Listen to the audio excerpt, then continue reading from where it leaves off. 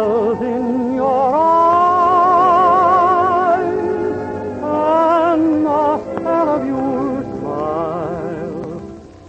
Ladies and gentlemen, Colgate Dental Cream presents The Dennis Day Show, written by Frank Galen, with Sharon Douglas, Paula Winslow, Isabel Randolph, Dick Lane, Hans Conried, Charles Dant of the orchestra, yours truly, Vern Smith, and starring our popular young singer in A Day in the Life of Dennis Day.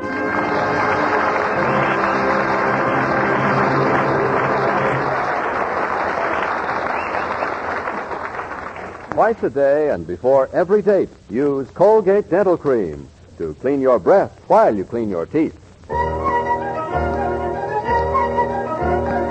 Here's Dennis to sing Dear Old Donegal.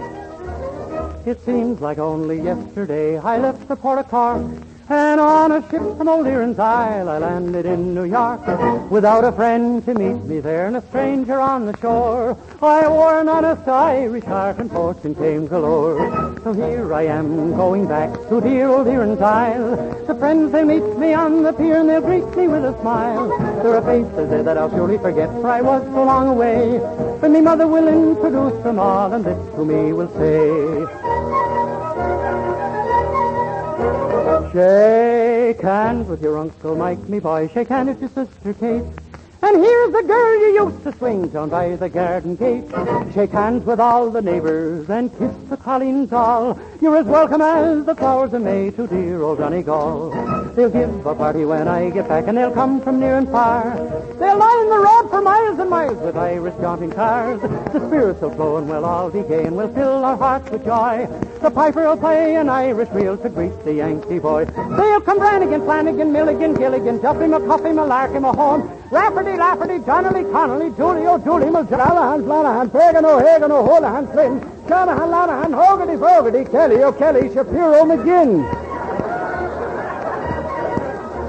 Then I'll shake the hand of me Uncle Mike, the hand of me sister Kate. Oh, I'll hug and squeeze as much as I please the girl in the garden gate. I'll invite all the neighbors to me wedding great and small, and I'll live content and pay no rent in dear old Donegal.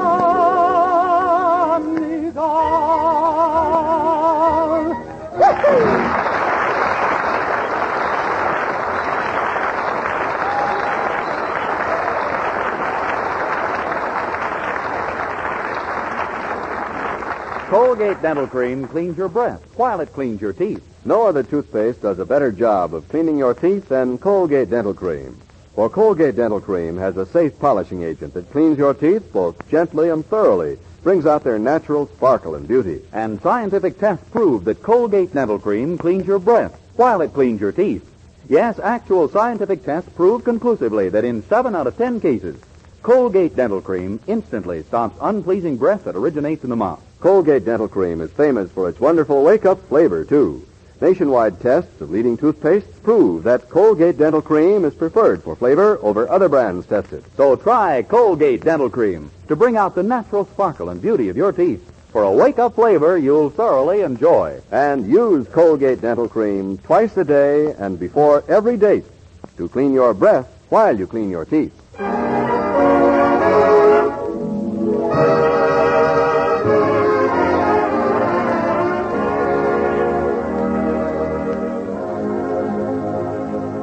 Well, the dawn of a new year hasn't found any appreciable changes at the Anderson boarding house in Weaverville, where our young hero, Dennis Day, rooms. His salary at Willoughby's drugstore is the same as it was in 1946, $8 a week. His room rent, too, is the same as in 1946, $8 a week. 1947 also finds Mildred Anderson as determined to marry him as ever, and her mother, Dennis's landlady, just as sick to her stomach at the thought. And now, as we join Dennis and Mildred at the Andersons, we find them looking to the new year with great high hopes, even as you and I. Gee, 1947. Maybe it'll be our year, Dennis. Maybe we'll even be married before it's over. Yeah, with a home of our own. Yes. And then maybe someday, later on, who knows, we may find a visitor dropping in on us. Oh, no, once I get away from your mother, I want to stay away. I didn't mean my mother, Dennis. I meant someone much smaller and, cuter and prettier. Your father? Of course not. The visitor I mean would have tiny hands and feet and a lovely little pink face. And... Don't be silly. Only babies look like that. Well, that's what I'm talking about. Our visitor will be a baby. Really? Whose? Ours, of course. Mildred, please, remember that I'm mixed company.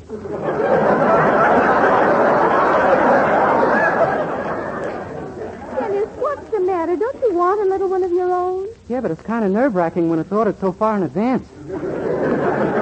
Well, it wouldn't be so far in advance if you'd only demand a decent salary from Mr. Willoughby at the drugstore. Oh, who needs that old job anyway? One of these days, we'll be on Easy Street with the invention I'm working on now. Oh, Dennis, no, not another invention. What is it this time? Well, as you know, there's a terrific crime wave sweeping the nation. So I asked myself a question. Who causes most of the crime in this country? And pretty soon I thought of the answer. Who? Criminals.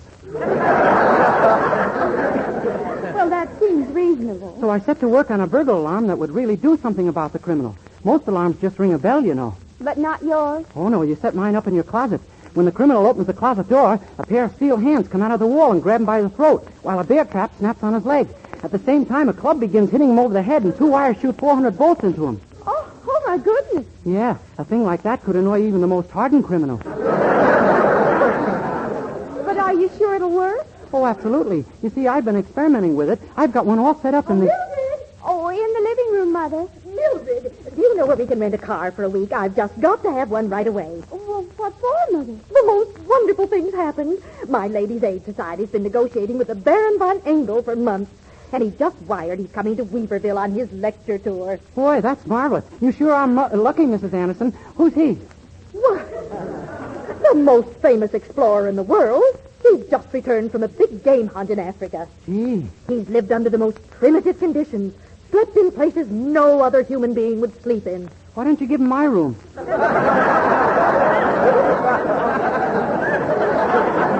He'll have the best room in this house, our guest bedroom. After all, he's a member of the Austrian nobility. Wait, Mrs. Anderson, the guest bedroom is... Please, Dennis? Mildred, I want you to go over to Middletown and hire a car for the Baron's disposal, then meet his train with it at 2:30. All right, Mother. Here's $50. That should cover the rental and deposit. And don't come back without a car under any circumstances.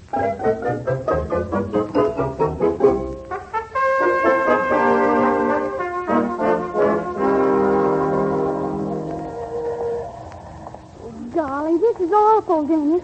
We've combed Middletown for hours. There isn't a car for rent in the whole city. I know. And your mother said not to come home without one. Gee, we... Hey, wait. What? Look, that sign across the street. Where? There. Maybe we can buy a car. See what it says? Come in and save a fortune on a used car. Buy from the hysterical Hibernian. Oh, but Dennis, we only have $50. I know, but I read in the paper that prices have collapsed lately. For instance, butter is down to where an ordinary movie star can afford it. Well, we can try anyway. We've just got to get that car. Come on.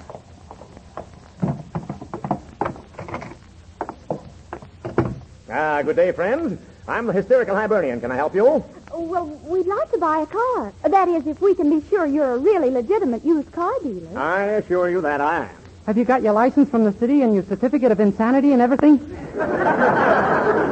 You betcha. And now's the time to buy, folks, because prices are down to nothing. Now, here, I'll show you what's on the lot. There we are. Gee, that's a nice little jalopy right here in front. How much is that? $4,000. $4,000? Yes, plus another 1,000 or so for extras. You know, like the motors. Well, you see, we didn't really want to spend too much money. What's the price on that windshield over there? I can't read it from here. That's $500. And let me tell you, that windshield's a steal for only $500. That's all you get is the windshield? My dear sir, you didn't expect anything attached to it for that kind of money, did you? Yes, sir. I guess I lost my head. Mister, we want to look at something very, very reasonable. Well, I have a pretty good thing right over here for $800. It'll completely eliminate your gasoline problem. What do you mean? It won't run. Well, what good is a car that won't run? Well, no good unless you're looking for a place to live. Look, mister, we're wasting time. All we want to spend is $50. How much? $50. Now, what can we get for that? Well, if you'll crawl up on that grease rack, I'll change your oil.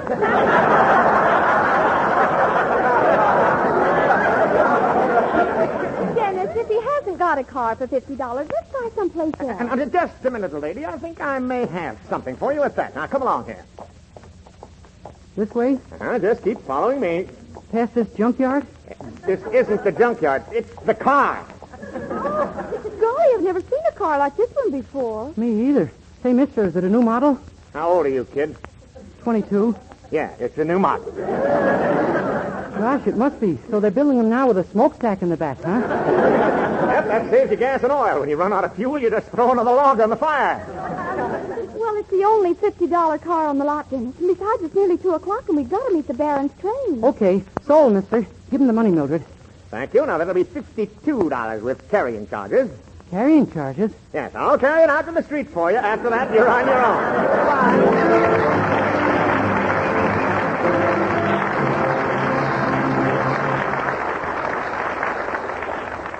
And now, before we continue our story, here's our young hero, Dennis Day, singing I'll Never Love Again.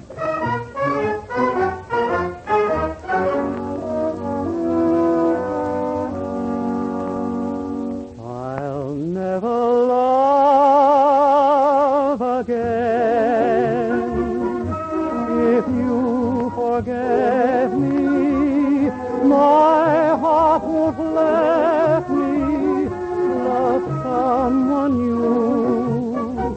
I'll never dream again.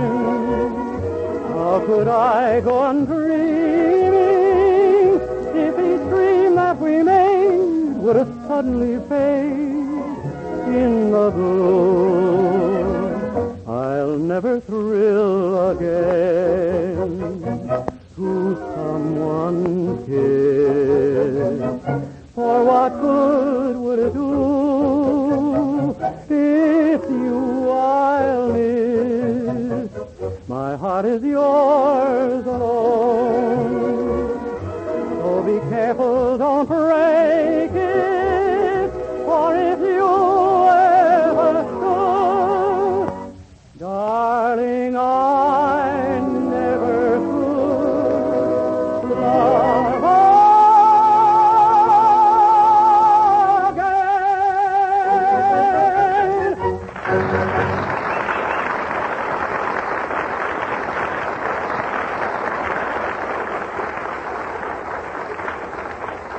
Well, the famous explorer, Baron von Engel, is arriving in Weaverville on his lecture tour. Dennis and Mildred have bought what might charitably be called a car in which to take him from the depot to the Anderson house. We find him now at the station. Oh, that must be he, Dennis. The tall, distinguished-looking man with the tan coming toward us. Yeah. How do you do, sir? Are you the Baron von Engel? Yeah, that is I. You come from Mrs. Anderson? Yes, sir. We're here to meet you and walk to the house with you. It's only 6 miles away. 6 miles? I was told there would be a car. Why can't we walk to that? We can if you like, but that's 7 miles away. What? Oh, you see, we had a little bad luck with it. Yeah, we were going along swell until we ran into a little difficulty. Then we decided not to drive it any further. What happened? The motor fell out. But this is ridiculous. Can't I get a taxi? Oh, I'm afraid there aren't any taxis here. You see, Weaverville's kind of a one-horse town. All right, then. Bring me the horse. No, really, I don't... Come on, Baron. We can make it. Here, I'll take your luggage.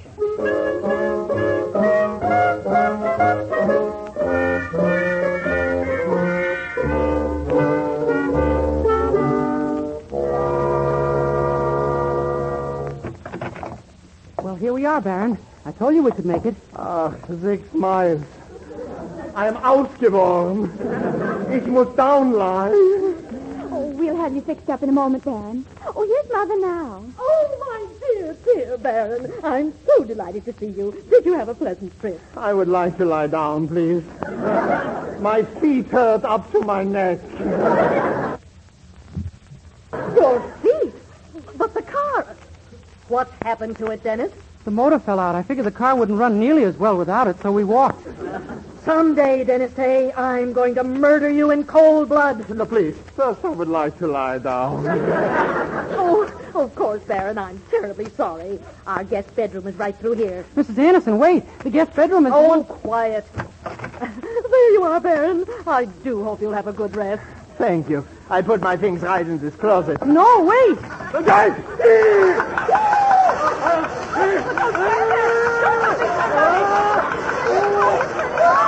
a minute. Let me think. Oh, yeah. I remember. There.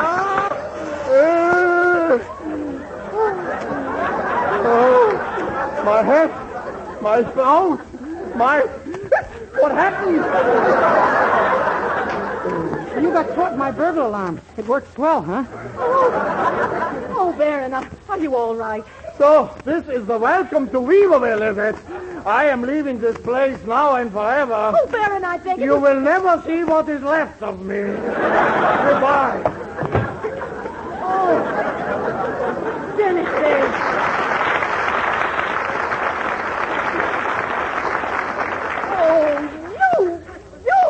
Now, wait, Mother. No one knew he was coming to town, did they? Everyone in our Ladies' Aid Society knew. He was supposed to take tea at the president's house this afternoon. Oh, I see. Oh, I'll be cashiered from the society. They'll ask me to turn in my knitting needles. Oh, Dennis, I have an idea. Come on. We've got to beat the Baron down to the railroad station. Mildred, what are you... Never mind. Come on.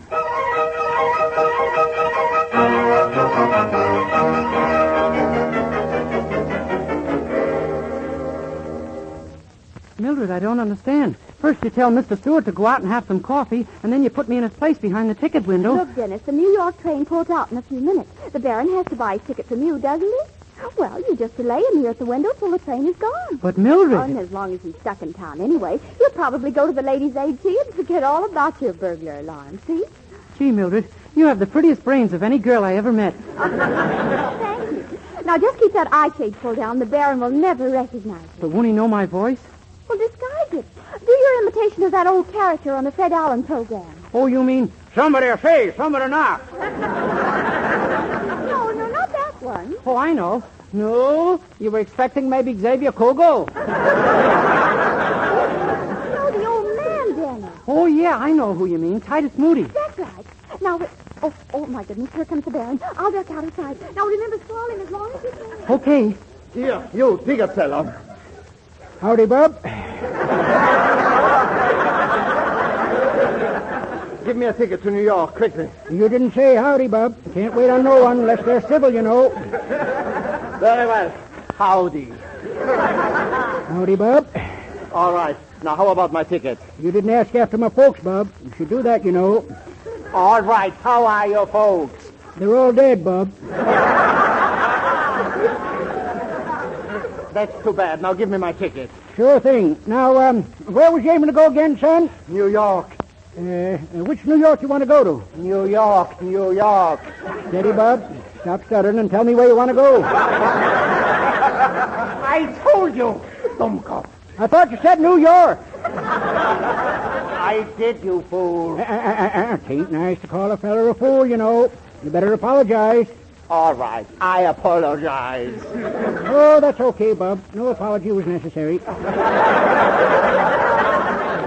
So please, give me my ticket, will you? What? Good heavens, didn't you hear that? Someone just said board. Don't do it, Bub. Own a house of your own. Now, my experience has been that you got... I'll get on the train without a ticket. Wait. Burn, come back here. Come back.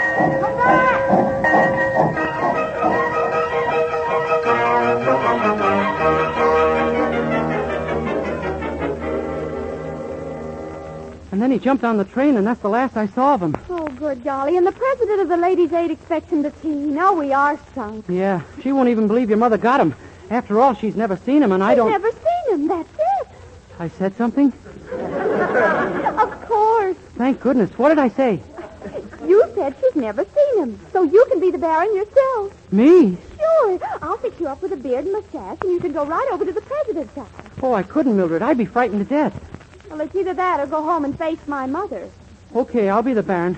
I guess being frightened to death is cleaner and quicker than the way your mother would do it.